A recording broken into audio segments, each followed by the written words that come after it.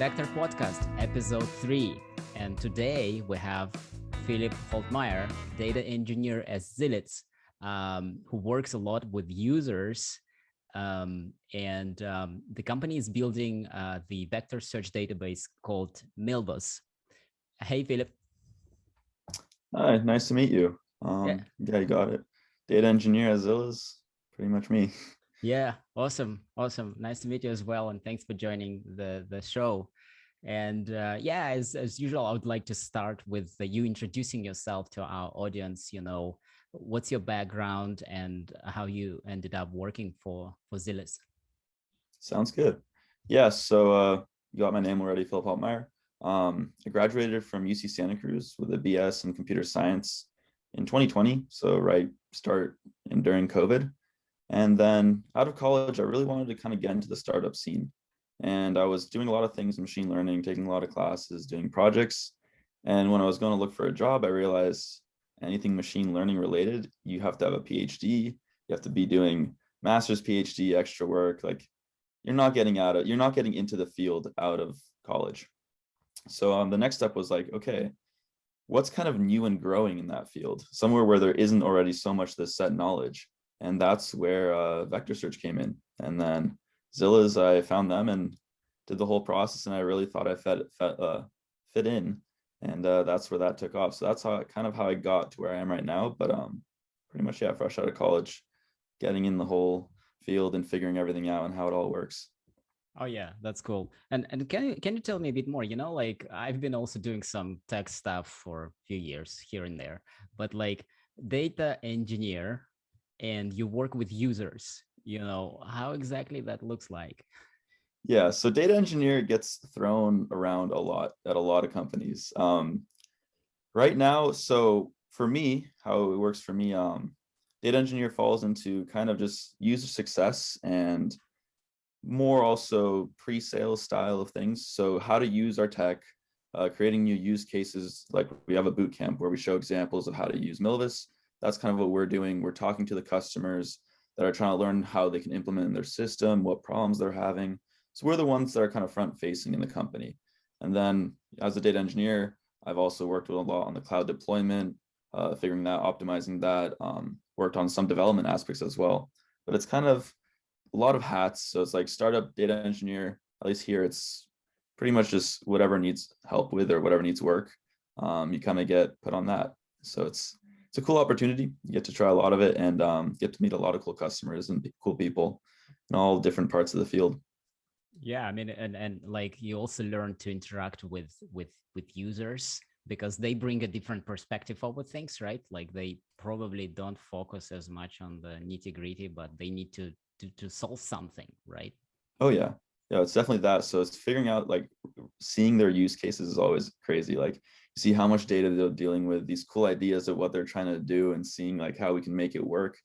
And usually it all goes well. Like we can figure out solutions. We work together. We kind of keep relationships. I think it's really cool. And sometimes it doesn't work. Sometimes we need to put more things into Milvus. So we kind of keep the communication line open, and we kind of figure out more things to put in, kind of get their input on what we're working on, and go from there. But it's a lot of back and forth conversation with users and customers. Yeah, for sure. It's kind of like first you need to learn what is it that they're trying to do, right? And Yeah. before like you suggest any solution, because it takes a lot of time. Do you feel the same way when you talk to them? Like instead of kind of jumping in and like solving, you kind of try to figure it out, or you do something else. You have a different approach. So I think I go the way of like, yeah, kind of get all the info first, because everyone's use case is different. None of them are ever the same. And then kind of come back to the team, kind of discuss it, see, do we have anyone else that's been doing it sort of similar? Do we have a solution? Because sometimes we've had to do hacky solutions with our previous version.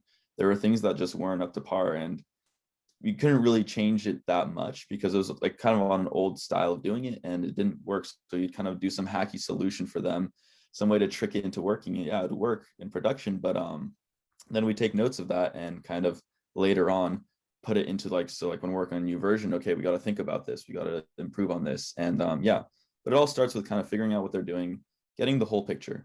Sometimes like there's always conversations where they can't really say everything, because a lot of these places that are these companies are, there's a reason that they got to be secretive because it's a new field and they might have a really good new idea.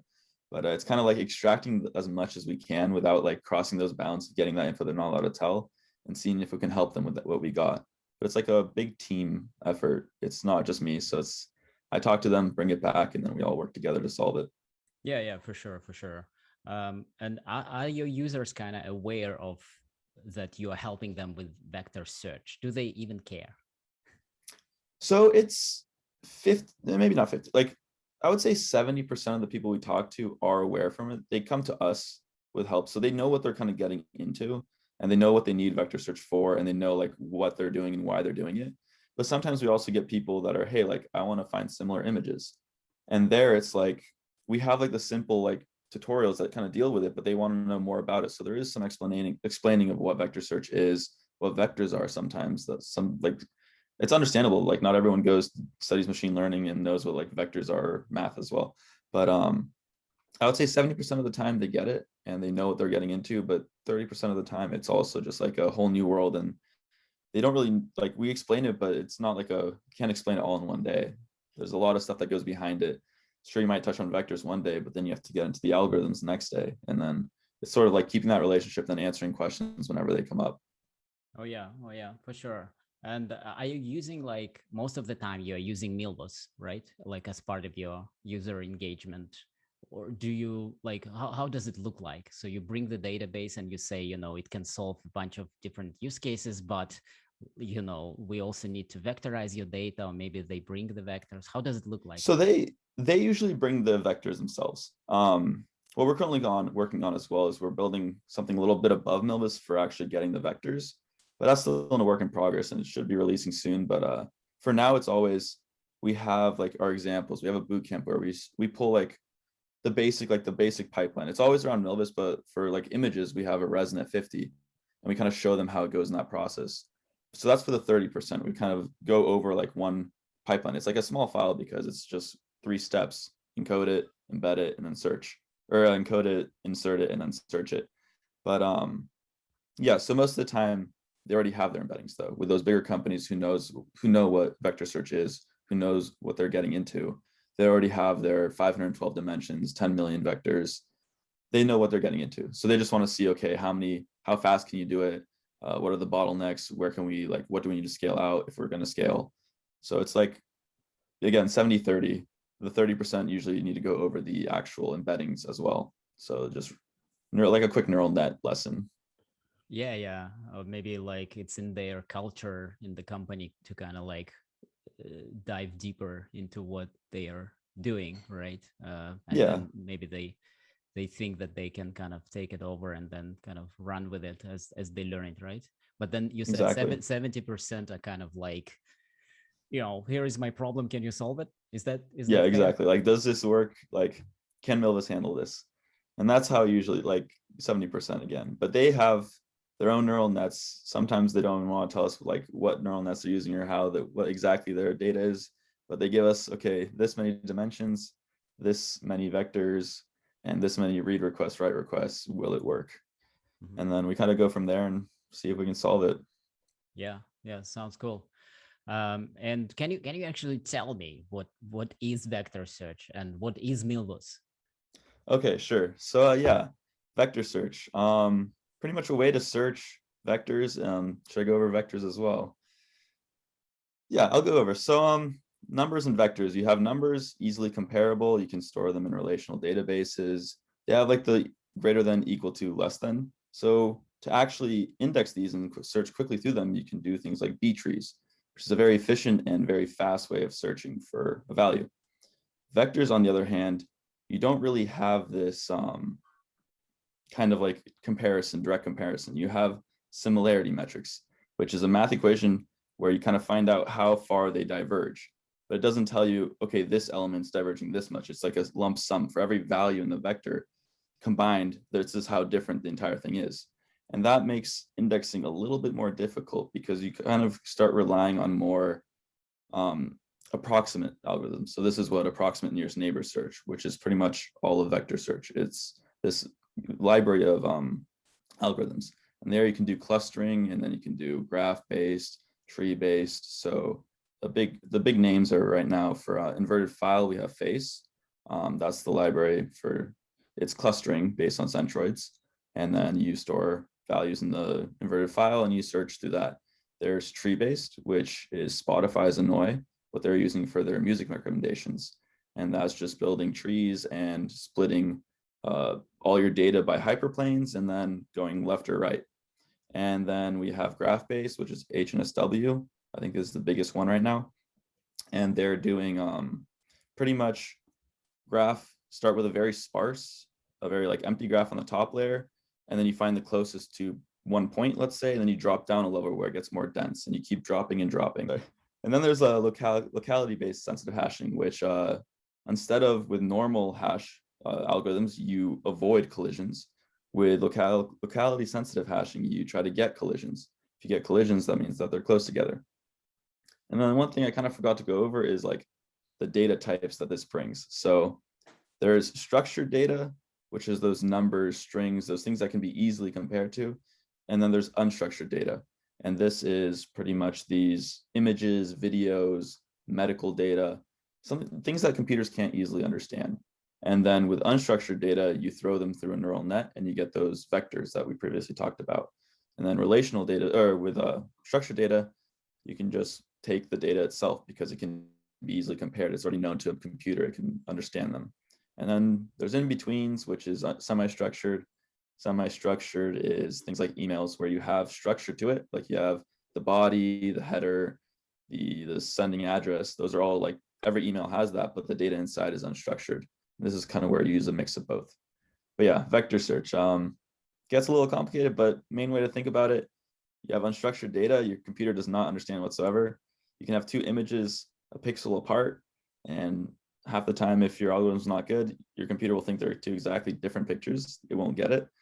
So you take that unstructured data, you throw it through a neural net, you get vectors, and with vectors, you use those previous algorithms to find things that are similar, and that's how you can quickly search through it.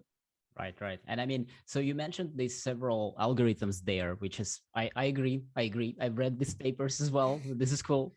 But like, just to satisfy my curiosity, where would you put the product quantization methods, which is also implemented in FICE and maybe somewhere else too. But like, is this like a fundamentally different approach compared to LSH graph trees, or is this something else in your book? So with face, with this quantization, I think I just find that to be part of the graph based. I looked a bit into it. This kind of went a little deeper because I didn't really work on that much, but I did look into it. But it's pretty much just simplifying it for clustering is the way I saw it, where I would classify that for clustering. You kind of you need something to kind of simplify and speed it up. So that's where in face you have the quantized based, you have the flats, which aren't, you have the SQH, which is quantized based, and there's a few more, I forgot the names, but it's just a way of speeding up that already used one. I'm not sure how well it will work with other algorithms. So like using that quantization and then trying it on Annoy, you quantize everything and then you start doing the splits. It might speed things up, but yeah, it's a little bit outside of where I see, like what I know, but sure, if it works with face, I believe it could work with the other locations. It's just, I don't think it's been tested yet.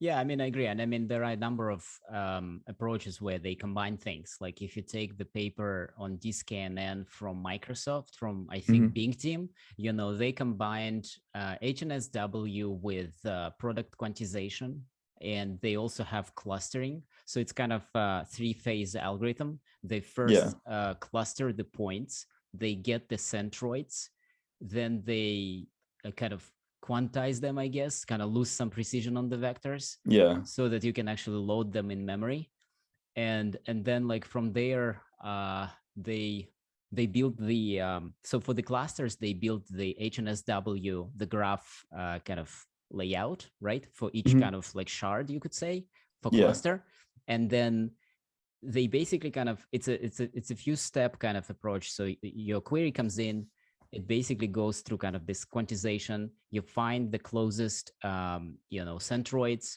and then you go and kind of search in them, and then you re-rank the results based on the disk. So from disk, you read the non-quantized versions of vectors, right? So that you can actually get the precision So I mean, what I'm trying to say basically is that you can combine these algos in Yeah, some ways, and yeah, depending on your use case, basically, like if you try to optimize for memory or speed or something like that.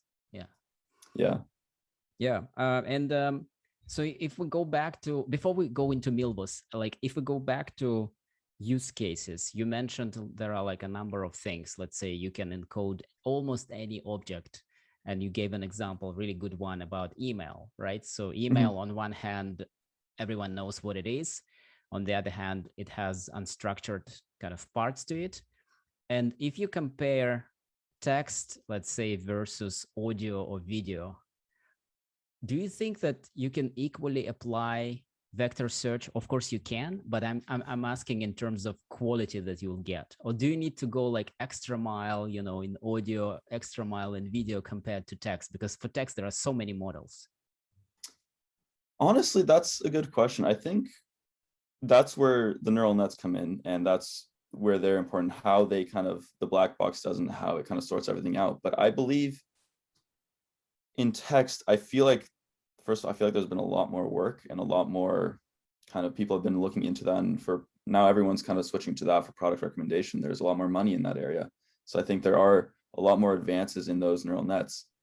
But I think the underlying to text, the way I personally see it, this isn't like scientifically backed, or is I feel like there's a lot more underlying in language. I feel like there's a lot more rules, underlying connections that I would think a neural net would find compared to an image.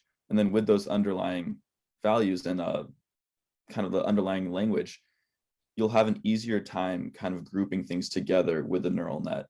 And then if you can more easily group things together, the more easily you can search it. Pretty much, you can make these clusters a lot more accurate. If things are going to already be near each other, then it's easier to find.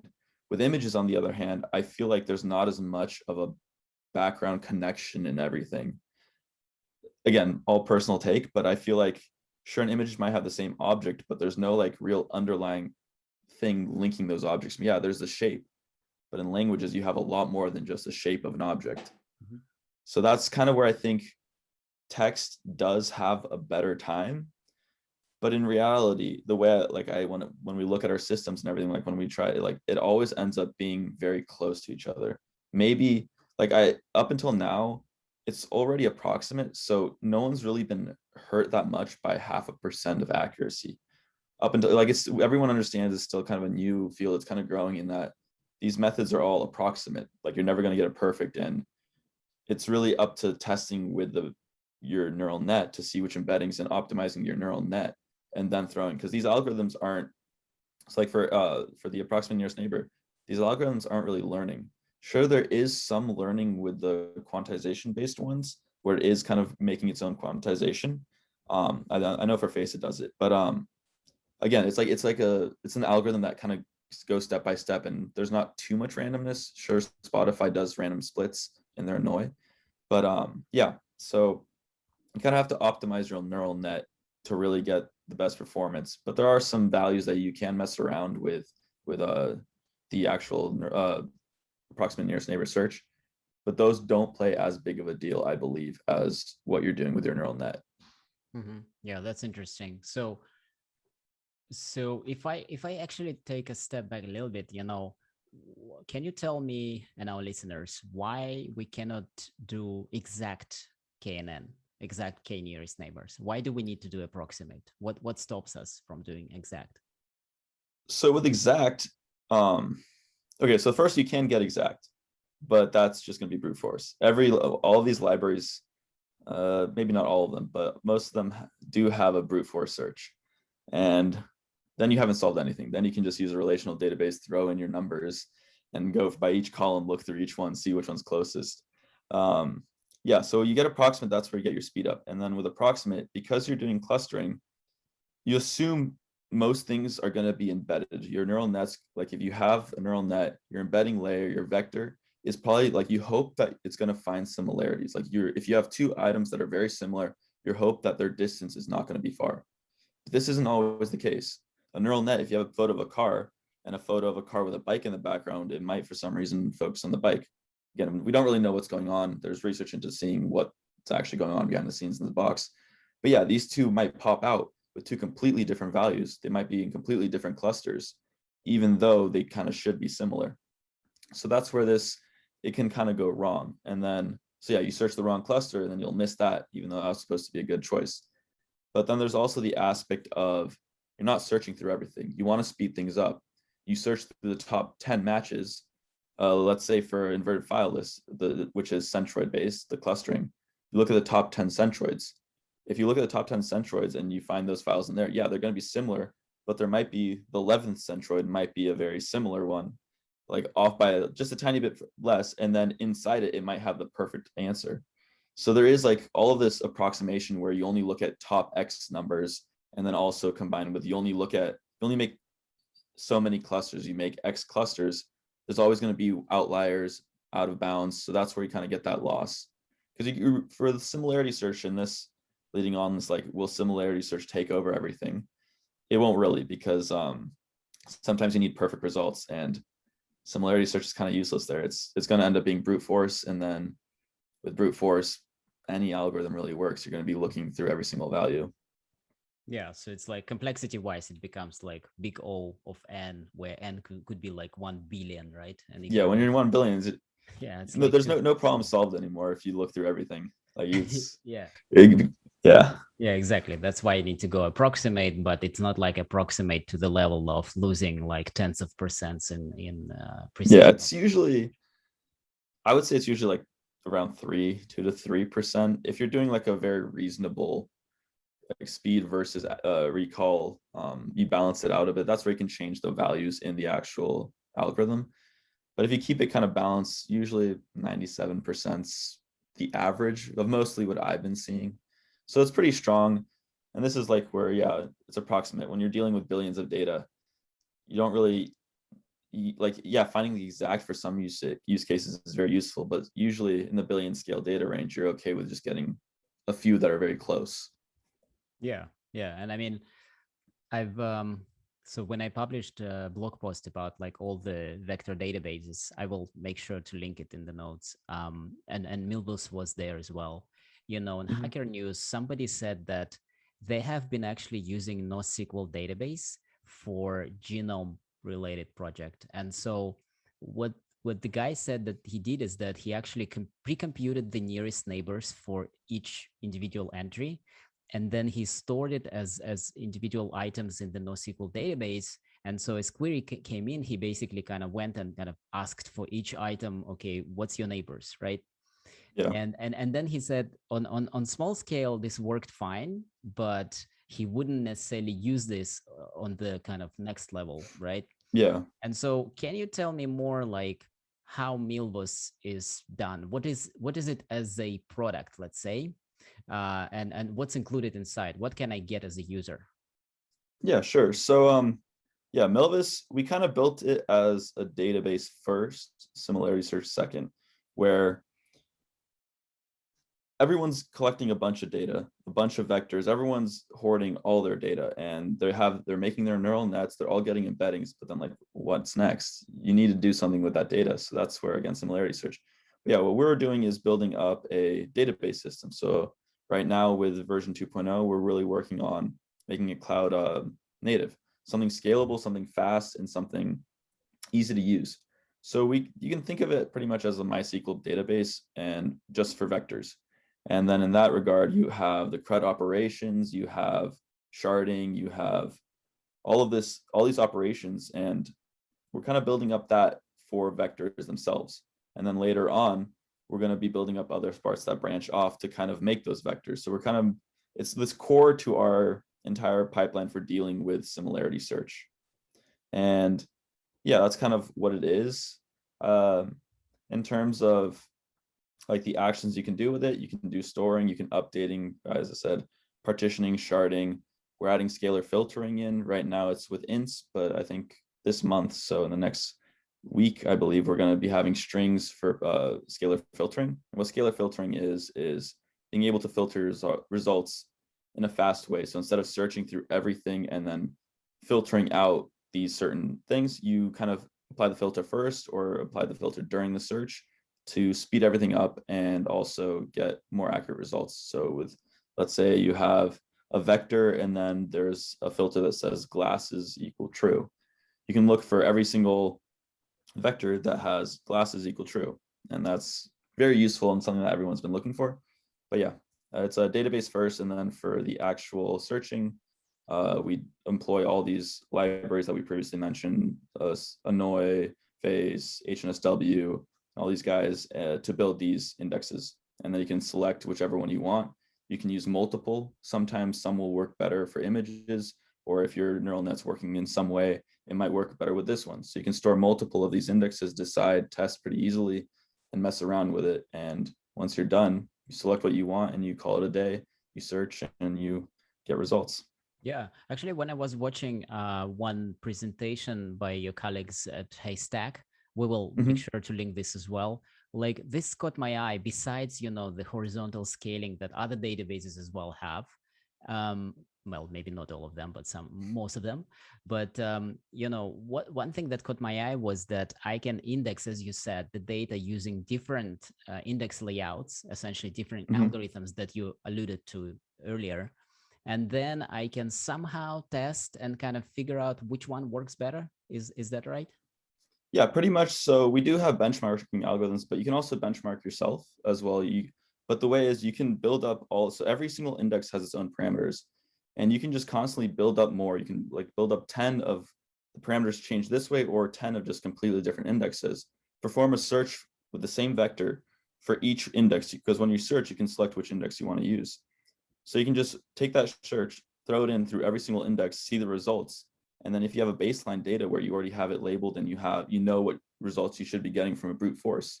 So when we do these benchmarks, it's always compared to brute force, because brute force will give you the exact answers. And then from there, you can kind of see, okay, how many hits did I get? How many did I miss? And see what your recall rate is. And then you can also time these things as well, because some parameters, if you make 10,000 clusters within your data, that's going to take a bit to search if you want to search through every single one. So you time it, and then you can kind of get this ratio of speed to performance, or we usually say like speed to recall. But yeah, so you can build up all of them, then go from there. Kind of if one doesn't work, you can just delete it. It'll do it in the background, build a new one. You can be doing these searches and everything in the concurrently, because the indexes can be built at the same time as you're searching and doing all these other things, because we have workers for queries, for building indexes, and for inserting data. So it's all kind of in the background and kind of gets dealt for you. Yeah, that's cool. And I mean, so you mentioned the technical part, like different products, they might have some SLA, let's say, how quick it is, query per second, P99, whatever.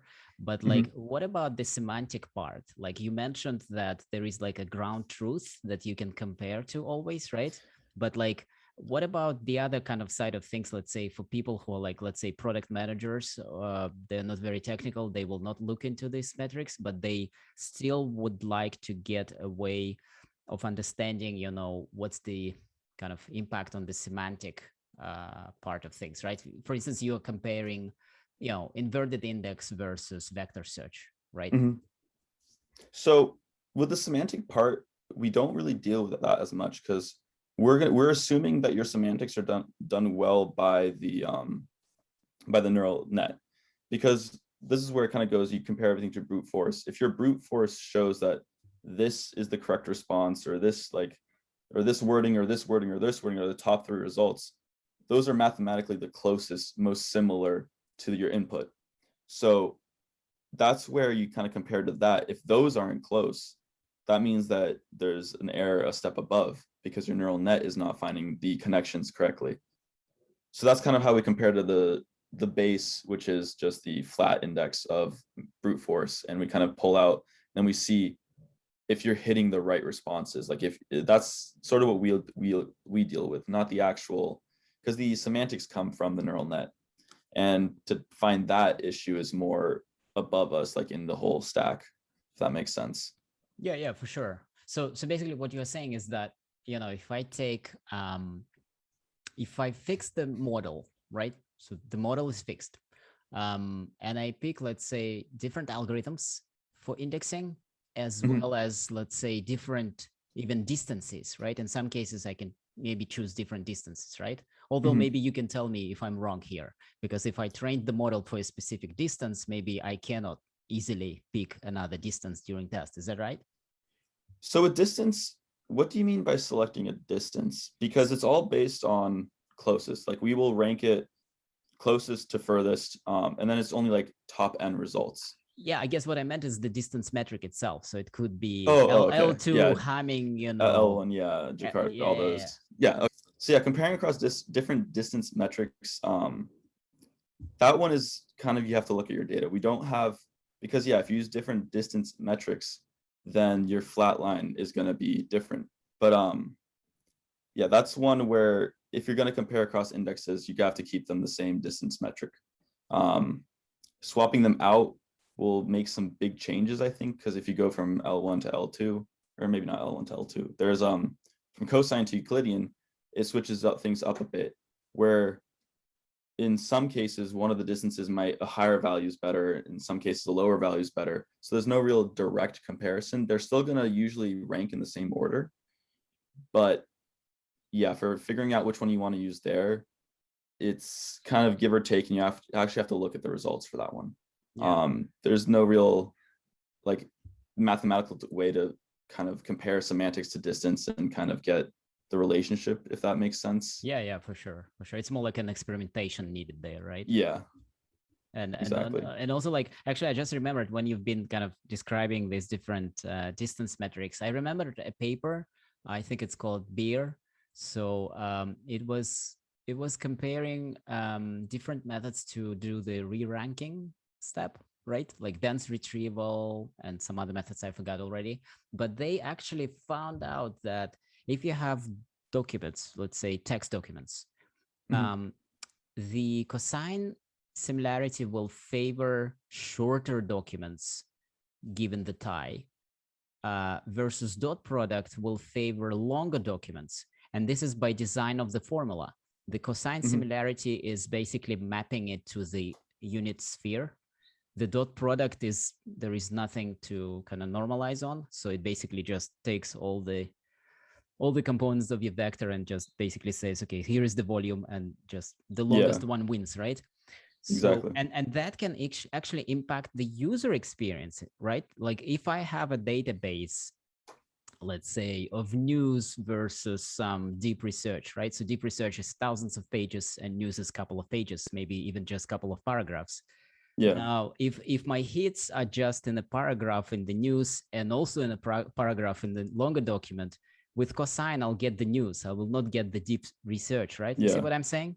No, that makes sense. Yeah, yeah. So yeah, that's, I think, one where you have to kind of test it out and see what you want, because some people searching, they might want news, some people searching, they might want the scientific paper. And that's one where you look at history, I guess. If we're thinking about this, let's say Google's doing it, you look at the user's history of how they search. If they're searching for scientific stuff, or if they're always looking at that, you can maybe swap the index and to a different distance metrics. But yeah, I haven't thought of that too much in that way. That's really interesting. Oh yeah, I need to check out that paper. Yeah, for Um, sure. I'll send you the link, and I'll make sure to also include in the notes, maybe for those of us who are interested in reading papers. And yeah, so that's awesome. So you guys basically offer a database where users can mix and match the way they want, right? And then you help them to kind of, do you guide the users in the process of doing this? So if they come to us for help, we usually we have some articles where we mess around with the indexes and different parameters, and we kind of have like a graph, let's say speed, performance, recall, that kind of stuff, where it's kind of preliminarily, we kind of hope that they kind of learn it on their own, because like we can only help so many people. So yeah, we do help out, we point to the right directions, and if it's like a really interesting use case or a really big use case, we'll kind of mess around with it ourselves and try to help out. But we also just hope that people mess around and then post their results if they see that. And then like we kind of, the more data we get, the more like it helps a lot with when people kind of share what they're doing. Like we're trying to share as much as everything, kind of get people into this, get the word spread. And that's pretty much open source. Like the big deal of open source is kind of getting this out there. Like competition's good, new innovation's good. Just get this like vector similarity search, get it hitting, get people interested in it. But Yeah. Yeah. yeah, And your website has so many use cases covered. Like I was looking at audio search. That was interesting. Like you basically walk through, selecting a library, how I will encode the song. And I have an idea to try it out on a few songs that I have, like MP3s. yeah. And what I was particularly interested is like, okay, is there a way to separate like the singer voice from the musical instrument, from like I don't know, the style of this song and so on? Yeah. So this is a really cool one because this is one of the things I kind of looked into a lot and did some talks on. Not like really detailed, but it always popped up. But so for all these like recommendation systems, like I think I've never looked at like their deep everything's behind closed doors, but it's like Spotify's recommendation, and then when you're doing like the Shazam, I think it was Shazam for the audio, recognizing is yeah, they separate the background music and the vocals, and they pretty much discard vocals. Most music searching is based just in the background. And there were some techniques. So I think there are for separating the audio, there is like 1D neural nets that kind of go in the line, and there's like time series based neural nets. But another one that like was audio inversion. So it would help when you had the background where you'd invert it, or when you had the vocals to get the audio out. But a lot of it was working on that of pulling out the background music is the big step, and then performing the neural net on that to get the embedding. So that's how you avoid, if you're recommending songs, you avoid cover songs, and you kind of avoid, or you can easily filter out cover songs because they're going to have the exact same background. The vocals will be different.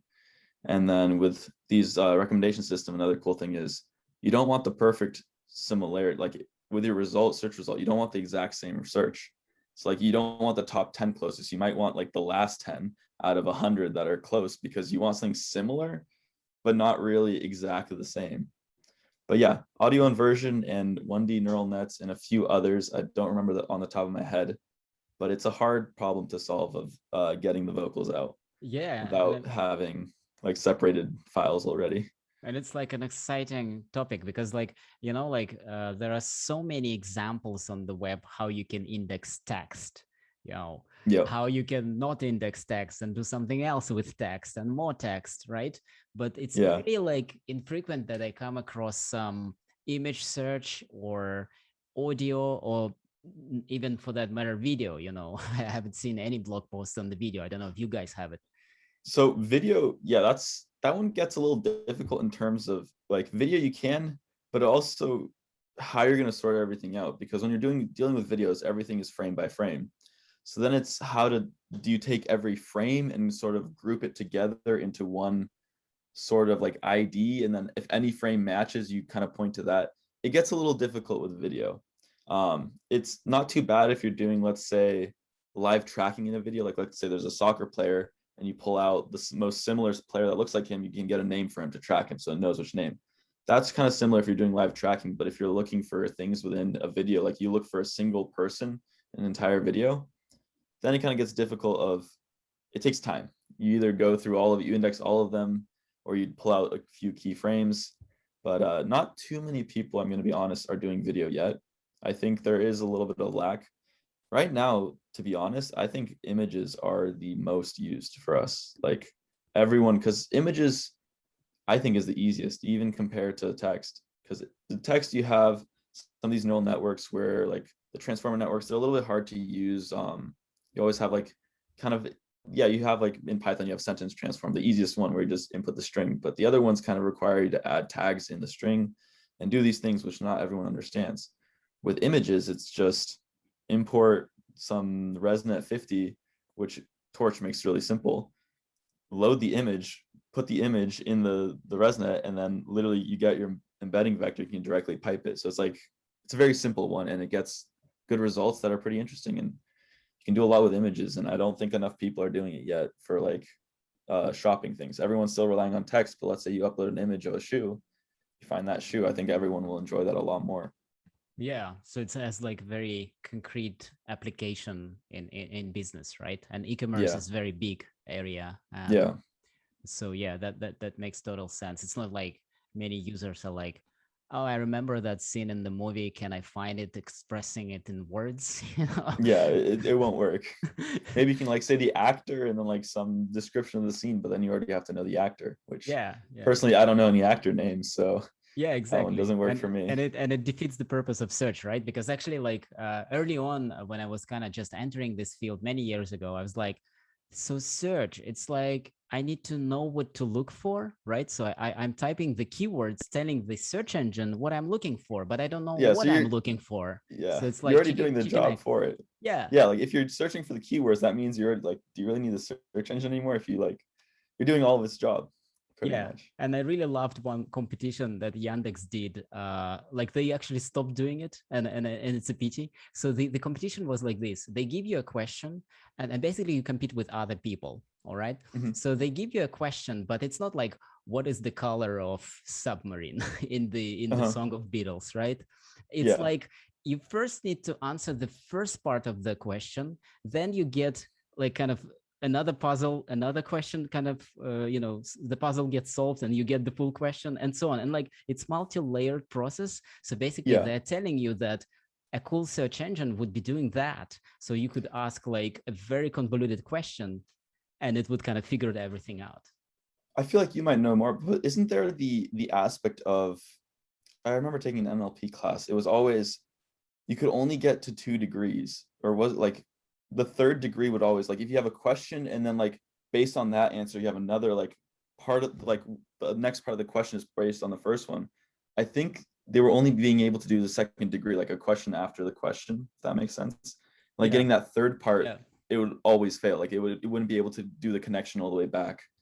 Yeah. But Yeah. Yeah. Yeah. that's they stopped doing that. Seems like a Yeah, really they good stopped, competition. and it was also based on a lot of associations, something that Mhm. computers may or may not be doing good. Like if you know Prolog, the programming language, like Yeah. it basically has the associations kind of built in as first class function. So you type Yeah. something like orange fruit, and then you type somewhere fruit, and it says orange. If you type Mhm. orange, it says fruit, right? It Yeah. remembered that mapping, right? And then you Yeah. can use this associative kind of programming in a bunch of places, kind of building AI. But I haven't been programming Prolog. It was part of one course.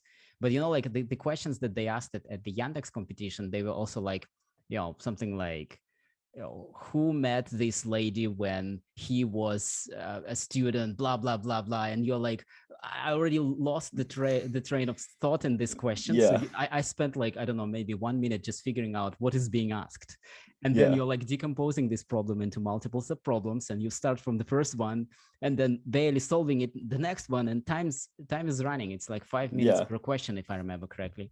Oh wow. And it was fantastic competition. Like it's like I don't think search engines are still kind of on that level. I don't think they are yet on that level. So yeah. They'll probably get there. It's those Eventually. neural nets. What they're doing with them is it's gonna get there. Yeah, And yeah. we have those giant networks that they're now creating, like NVIDIA released that mega something GPT. What is it, 3 right now? Or was it? Yeah, GPT-3 is the one that they're not releasing. No, it's gonna get there one way or another. So Should be interesting. does it make you excited, like to try these models in real life, or do you think It they're makes kind of me too far from real life? What do you think? it makes me excited, and I think they're doing really well. It's just that this whole trend has kind of been going into like not user friendly. No one can run any of these models. You need like 9 A100s, like $100,000 worth of computing. Who has that? Like other than those places that are doing that, what GPT-3 took, I don't know how many billions and billions parameters. No one can run that unless you're like at some super big company. It's like my opinion is, what's the point? Like you can always throw more and more hardware at it, and you can always get like 0.001% closer and closer. And that's kind of like this whole thing of why I like this area of research is it's kind of the new thing. Like we've already kind of maxed ourselves out on neural nets, I personally believe, unless there's some huge architecture changes that inspire some really interesting stuff. I don't see neural nets changing as much. And then I feel like we can do more with the next step of nearest neighbor search and this approximate nearest neighbor vector similarity search. And I think that's where we can make some more new head games until we max this out. But yeah, I don't know. I'm excited to see where it goes. It's just I hope it's going to be something I can try myself and not need to spend $400 on Amazon for an hour's worth of calculations. But Yeah. So maybe somebody needs to work on compressing these models and sort of compressing the compute power they actually, require. but now the thing is, now it's like everyone's interested when they say, oh yeah, we use like $40 million worth of compute power. Everyone thinks that's cool. That's gonna get some news and people are going to be interested in it. Everyone's when it's bigger. But there is, I don't know. I remember when I was studying all of this, there was a lot of those things in regards to sparse neural nets, and that was kind of going to be the future of compressing all this down. Fortunately, I haven't really kept up on it too much, but hopefully they do make moves, because again, I don't see throwing more and more hardware as innovation compared to actually making it efficient. Yeah, that's my take. People are doing it, so there's reason to do it. Yeah, for sure. It's like I guess the hope of researchers is to essentially kind of emulate human brain, right? But like I think human brain has like 100 million neurons, or even more, right? I don't know. Like if yeah, it has a bunch of neurons, and then in the yeah. connections that we have is yeah we're not, I don't think hardware wise we're going to be close yet, unless I don't know. I know they're doing a lot of research into this area, but I definitely don't think the neuron, or I don't know. This is the way I set my bounds. Yeah. But like, just to close on that thought, also that human brain does not kind of use the energy of a server farm. It's just like one electric lamp or whatever. Yeah, even less efficiency right there. And if you can fit that efficiency, a couple of kilos, and that's it, right? That's the device. And then you can do all of this. Yeah, there is a long way to go. Yeah. And it's exciting though. Yeah, absolutely. But actually, today I've learned from my colleague Arne Talman. I will make sure to also ask him to give me the link to this paper. The paper said that if you take a model like BERT, BERT will not be able to distinguish the negations. Have you seen such research? Which is very amazing. Like for the BERT power not to be able to distinguish negations, that could be like a deal breaker in some cases. Even though BERT is very kind of powerful model, and probably Google is using it like for few % of their searches, but to know that it doesn't know to distinguish between negated or non-negated phrase, that's interesting. And that brings more questions in, where some languages have double negations where it matters, where it doesn't matter. And then that's like where, because like double negations in some languages are used quite a bit and they really change the meaning. So that's where it's like, uh-oh, what do we do there? But I wonder why. I guess I wonder if that's something we know why, or if that's something just the black box of mystery does something there.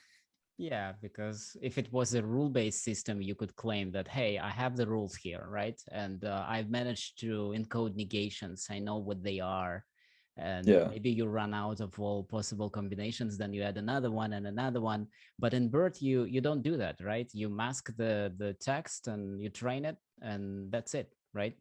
Hope for the best. You didn't tell what is negation. You didn't tell what, and you can also argue, yes, we also, in our human brain, we don't have syntax, right? There are some studies like that. Like, for instance, when kids learn to speak the language, they don't know what is a negation, right? They don't know what is a syntactic structure or pronoun or whatever. They just speak, right? And so we probably don't use syntax in our brain either. Like we use some, semantic grams. I don't know, something like that. Yeah. But yeah, it's an exciting topic. So, and if we go back to Milvus, so you guys basically essentially have built support for a number of indexing algorithms, as you said, right? And can I, as a user, also plug in my own method? So we're currently working, or there's plans right now. It's kind of blocked off, or like there's a bunch of changes you have to make deeper in, but we are working towards doing something along those lines where we'll have a system where you can kind of bring it in. But we're also trying to add like Google Scan, and we're working on that DiskANN.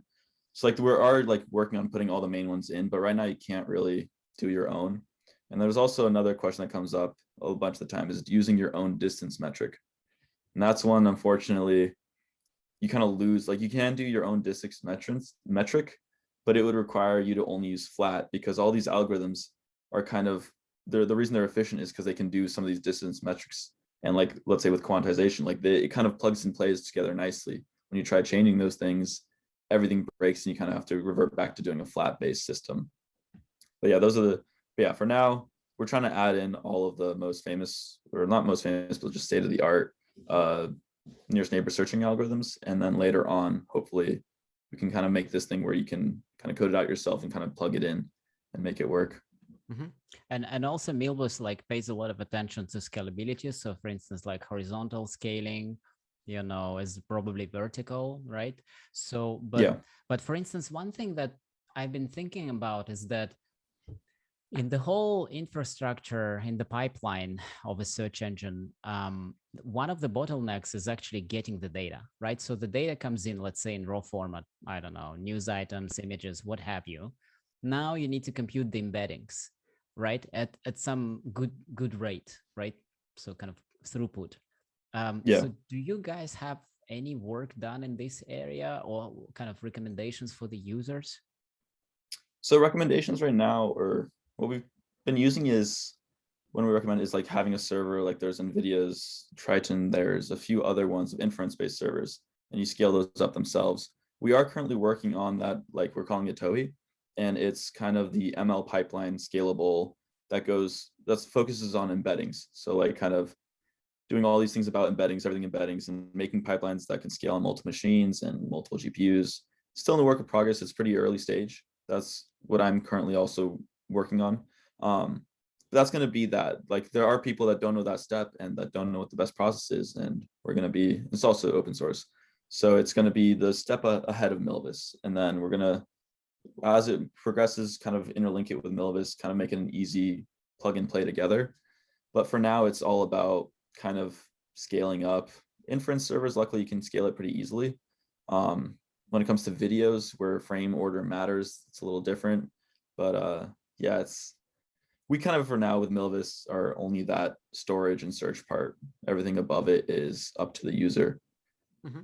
Yeah, and Milvus, do I only store the vectors, or can I also store the input object? Right now, no input object. And that was kind of like, it slows things down a lot. And that's where sort of a NoSQL database or something like that would work a lot better for those quick retrievals where you need exact. So we, for now, store ints, and then we're going to store strings, and then later on we're going to add more and more types that we can store with it. And another thing, like, we're hoping to be able to also index on strings on indexes, or on ints. So, but for now, like, yeah, we don't store the objects. So in the future, when we have string, you can link the file path, because that's usually when you store an object, you're just storing the file path. But yeah, object storage is not part currently, like, in the Milvus server. You just get a ID and vector. Yeah, and then you go back and kind of link it to the other database where those objects are stored in case you need to display them or something like that, right?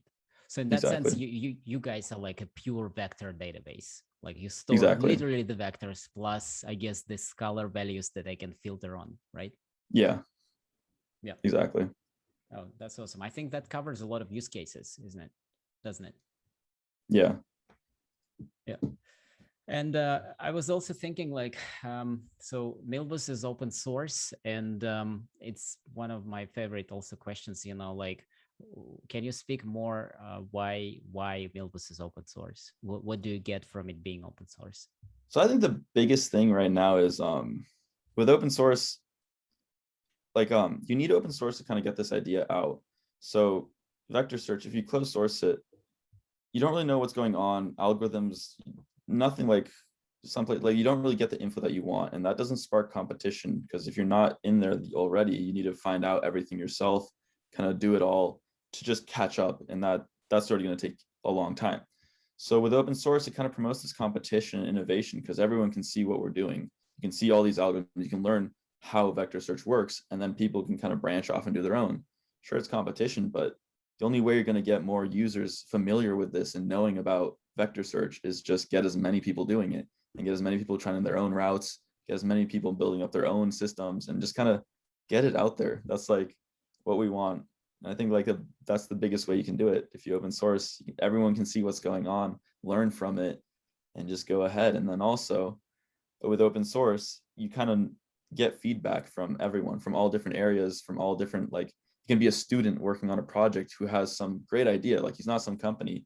So if you're like, sometimes closed source, if it's not bringing money in or something like that, no one will really listen to that small student and his idea. So or he might not be able to use it. So it's just about getting more perspectives on it and getting more input and kind of making it accessible to everyone and sparking that competition and innovation.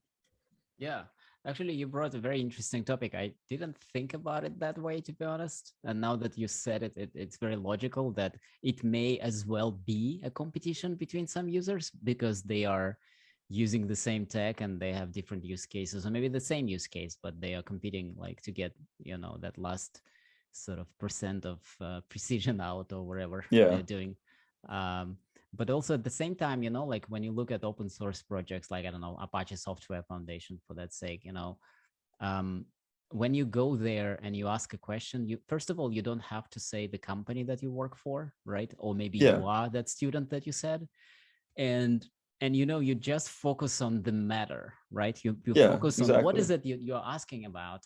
And then if somebody is so curious, even if they're competing over the same thing, they might kind of casually share something, right?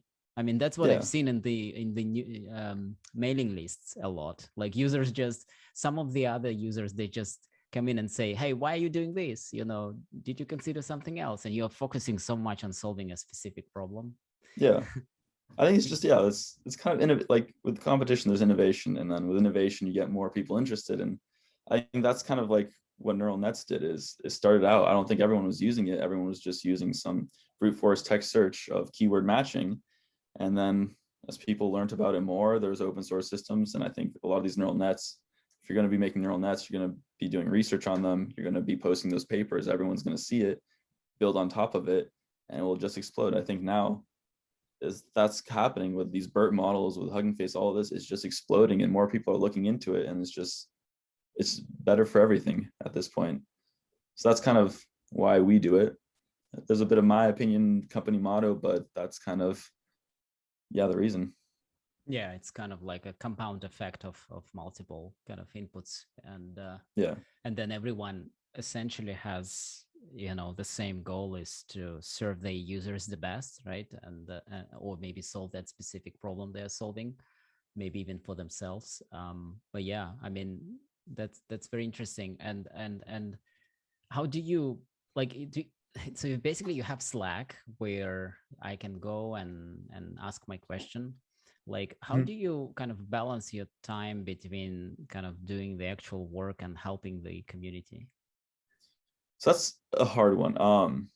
Right now with Slack it's people that come to us. So because this area hasn't blown up so much, it's still manageable. I'm thinking in the future when you get to like levels of these other open source projects where they have like 20,000 people in their Slack all like posting questions. Right now it's pretty manageable and you can kind of keep on top of it. And Slack, we made like a discourse. We kind of made a lot of like preliminary like areas that you could talk to us. And then there's GitHub issues, all of that. But it's also, there's another aspect of like kind of splitting up the problems, because if you open up a Slack, people might post their technical problems there, or like they're something that might be worth being a GitHub issue, because the people that are looking at the Slack majority of the time are more like user success style, not like full-blown R&D deep engineers. So that's where I think the balance comes out, where the problem is of like what belongs on Slack, what belongs on GitHub as an issue. But for now, all of it's easily solvable because it's a steady inflow that we can manage, and we have enough people looking at it.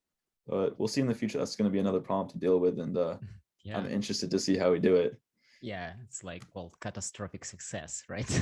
So exactly. it may happen, but hopefully it will be manageable in your case, and so you can, as said, kind of cater to that community as well as actually keep solving and keeping your roadmap under control, because you also need to keep innovating in this space, right? And, Yeah, yeah, I'm glad exactly. it's working for you, and I've been also slacking a bit, kind of. Slacking is not the right word, but slacking with big S. So just I saw immediately answers to my questions, and they've been like a long thread, why Docker doesn't work, can you try this, can you try that? And it's also like, it's like a first impression you get about Yeah, the database or about an open source product, like how soon you get an answer. yeah, and we definitely try, but sometimes it's also like you're working on one problem and you have another problem that's completely separate. It's like it's a big system, so jumping around between. But then it's also, okay, let me find someone to answer that for you. So you go internally, look for someone. Hey, can you answer this? But hopefully it's working. I think we're pretty quick on our responses. Maybe like overnight, it's sometimes difficult with sleeping and everything. But yeah, we try to get responses whenever we can, Yeah, I and almost felt it's that working. some people are Yeah, like in China, I guess. So like, I don't know, like there yeah. was like 5 hours difference with my time zone, and With sometimes yours is, yeah, it's probably 5. Mine's yeah. 14. Yeah, So that's like you ask one question per couple days, right? yeah, it gets interesting with the technical, like very deep questions, because then I have to kind of bridge the gap of time, try to find solutions on my own to why it's going wrong. But then also, once 5 o'clock hits for me, I can pull in the external knowledge from the other team. But it's Yeah, fun. this needs to be solved with vector search. Like, I don't need an exact answer, just an approximate, but faster. Oh yeah, we're working on that. We're trying to apply it to like a chatbot for like all problems that you have. It's been working okay, but we're working on it, trying to get more questions, kind of build up a data set. That's the issue with everything, just building up that data set. Yeah, absolutely. So that it will make sense for the chatbot to kind of, because chatbot wouldn't create answers. Well, unless it's some generative model. Yeah, GPT-3 for our questions. But Make a then it story might, out of it. yeah, but then it might be hallucinating as Yeah. well. In some cases, it's okay though, right? Yeah, 1 out of 10 is the correct answer. The other ones are all just like burn your computer. Yeah, But like, if you want to have fun with, you don't need an exact answer. You just, okay, hey buddy, how you doing? Uh, yeah. so yeah, that's fantastic. So we're slowly moving to why section, even though I didn't say all the sections, but we kind of mixed what and how together in many ways, Mhm. and you handled it really, really well. The why question that I really like to ask everyone on this show is kind of what motivates you to be part of vector search development today? I think for me, the biggest thing I went over a few times is everyone's storing all this data, and like it's so like it's a huge amount at like all these companies. And then just the next step, I want to see what we can do with it. Vector search is one. Who knows? Maybe vector search might not be it. But in that chase for figuring out vector search, for like perfecting it, something new might pop out and kind of ride this wave of what's next. And that's kind of like why I really like vector search right now. I get to learn about all these things. I still get to like throw my ideas into it and still kind of have them matter. Like the previous, like the wave that's passed already, it's kind of gone to the point where you really need to have this deep knowledge to actually be able to innovate. You do also with vector search and all of these things, but it's a little bit more fresh, so more, if that sort of makes sense. Like I want to ride that wave of freshness and kind of the next step of dealing with these huge data amounts. Yeah, that's amazing. And also I think I've read somewhere on Twitter, one of the founders of Y Combinator, he said like, it was an essay. He said like, when you are on the bleeding edge of doing something, then you automatically become the expert in that field. And if something works for you, the rest of the market will probably try to copy. If it didn't work, then probably everyone else didn't figure it out, because you are the Yeah, bleeding edge expert, right? You are right there. And no, exactly. if you will figure out something very interesting that will be kind of revolutionary in some way, then you will be first to possibly capture the value, right? And Mhm. so you work for that goal. On one hand, as you said, it motivates you to unlock the siloed databases kind of data, unstructured and structured data. On the other hand, you said maybe it won't be vector search, maybe it will be something else, because you're in that experimental mode, right? Yeah, whereas you can easily quickly transition and kind of keep that knowledge keep it going and keep it running. Yeah, that's pretty much for me why I'm doing this. It's been fun, really fun so far. Also, startups. I like it. I like the multi-hat, kind of just do it, trial by fire, and just get it done.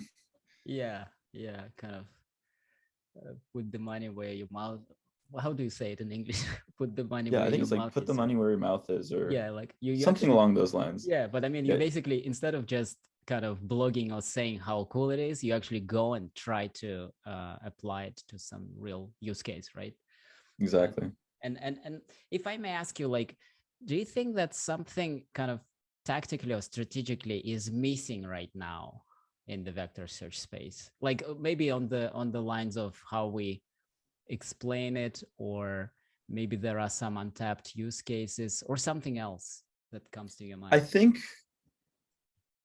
I think the big thing right now is I might be wrong on this one. I might be explaining it weirdly, but like having a standard. Like we don't really have a standard for any of this yet. And there's a bunch of things kind of popping up and everyone's going to be scared to move away. So like I feel like Elasticsearch, I don't know too much about the history and like what's going on, but like a bunch of people have built up their system on that, and it's kind of been a standard for doing that text-based keyword searching and that kind of stuff. And then when we say, oh yeah, do word embedding, so it'll make everything improve, do this, but it's like there's no standard in any of like we're doing vector database, some other people doing vector search with database attached. We're like everyone's kind of just doing some like there's no big thing there that people can kind of try to make it similar. So yeah, there's no standard, which I think is kind of an issue, and it's gonna hurt everyone in the long run because there's no standard. People won't be as excited to try it out because there's too many options. Why switch? It's too much of a pain. I don't know if that kind of made sense, but that's sort of what I'm seeing as an issue right now. But Yeah, it'll probably be solved at some point. I think it yeah. naturally that happens. And yeah, I guess explaining it, you could have seen from my previous explanation of trying to explain vector search, it was all over the place. But it kind of gets hard to it's a step, it's a jump, and Yeah. not everyone will know like similarity, like cosine distances, like you need to be sort of involved with machine learning. I think the best way of around that is just making full pipelines for people where you just put an image in, you get your result, and then go from there. And then from there on, they can start messing around with it. But in time, everyone I think will have that, and everyone's working for that. Yeah, I think what you said makes a lot of sense. And thanks for bringing up this topic, standardization, because um, on one hand, it basically points us to think that this field is still fragmented, right? Mhm. I've blogged about it. I had 6 databases, and then one evening I get a comment on the blog that, hey, we are the new kid on the block. Can you add us? And Yeah, that's the 7th database, right? So how many more there are? Probably yeah. tens. I don't know. Oh yeah, always popping up. But it's Yeah. like it's good for innovation. It's just like we're competing against ourselves. Like we're competing in everything, but no one else really cares. Like we can all compete against each other, but the people that are actually going to use it are going to be like, look at this mess. Why would we go into that area? Yeah. But And there was actually, if you know the relevancy and matching Slack, I don't know if you're on it. It's like a community of all search enthusiasts, I consultants. think I am. Yeah, yeah. Yeah, it's fantastic place. I'll also make sure to link it in the notes. And there was like one very interesting piece on like actually touching on what you just said. There was like a heated discussion on like how should we call it, pre-filtering, single stage Mhm. filtering, something Oh yeah. filtering. And like when you invented that, you go to your users and you say, yeah, today we released a single stage pre-filter after filter filtering, so please use it, right? And then Yeah. some other company comes and says, no, we invented another one. It's called after pre-filtering single stage with double substages. I'm just making Yeah. it up, obviously. No, yeah, yeah. No, I know exactly what you mean. I'm exaggerating, right? And then that's what you said, right? Eventually it will hurt the users because they will say, oh, no, no, no, I have that single stage filter after filtering. I will not go and switch it to another one, right? Yeah. No, exactly that. And it's just, but I think it's all young. I'm like kind of new to this whole field of how things work, but I think it's natural for these young someone like everyone's gonna race to the top and see, and Mhm. you just got to do what you got to do. But it's interesting how it's all going to play out. If there is going to be more communication between everyone, if there's not, I don't know. It's might be a little bit above what I'm doing, but we'll see. Future awaits with all of this. But I still feel like in the end of the day, you really need to focus on the users, right? You're not focusing on inventing a new term book or a new dictionary for vector search. Eventually it will be published, by the way. I'm sure there will be so many terms, it will be published, but like we need to work to that. Yeah. No, I agree 100%. So, hey, Filip, like it's been really great discussion. And I was thinking, like, would you like to announce something to the users of Milvus, or maybe those who are not yet using Milvus, but they would like to try it out? Yeah, so we have Hacktoberfest, get involved, and it's a pretty easy one to check out and see how our system works. And we are releasing a general release candidate, so pretty much our kind of tried and true Milvus 2.0 in the coming month. Mm-hmm. And you also mentioned that other system, Towhee, you said? What is it about? Towhee. And when Towhee, is it available? Yeah, Towhee is a ML pipeline software, kind of simplifying, mainly for embeddings. And it's all about embeddings and kind of making these for you. So it's a pipeline system everyone can operate, and everyone can upload their solutions if they want to, download them. And yeah, still in a work in progress, but look out for it because I think it's going to help in a lot of these areas. Yeah, that's super cool. That sounds very exciting, you know, to kind of take this package and kind of plug things in and try it out for real on the real data. Exactly. That's fantastic. Thanks for doing this. We'll make sure to also kind of mention this in the show notes or link if by the time it's there. Yeah, awesome. Thanks, Filip, so much for your time, for going so deep with me on even philosophy behind neural networks and sharing your ideas and thoughts. Thanks so much. And I hope we can make another episode at some point down the road, if you're open to it, especially as the company matures and the product matures. Awesome. And you get more and more use cases. So I'm looking forward for more blog posts as well. Awesome. Yeah. Yeah. Thanks for having me. It was a really fun discussion. Thanks so much, Filip. Bye-bye. Bye.